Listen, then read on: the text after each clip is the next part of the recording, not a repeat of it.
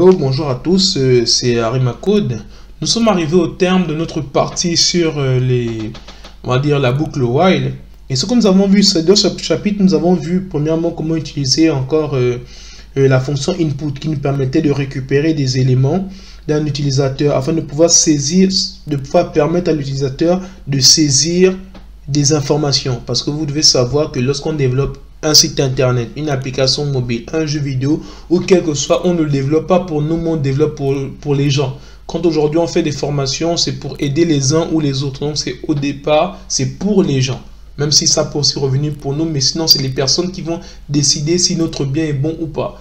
Et donc avec le input, cette fonction, on peut permettre de pouvoir récupérer les données d'un utilisateur.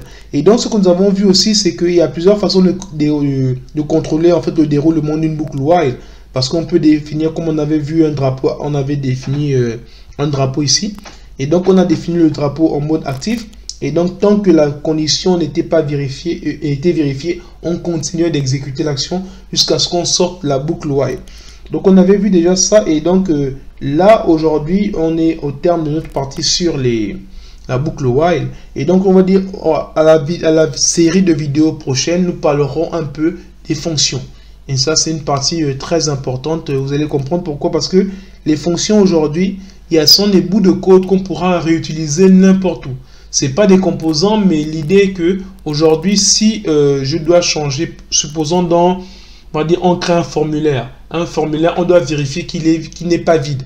On va pas faire que pour chaque formulaire, on vérifie s'il n'est pas vide. Non, on va juste créer une fonction qui vérifie si une case est vide ou pas. Comme ça, dans toutes les cases de notre formulaire, on pourra appeler ça. Je vais prendre...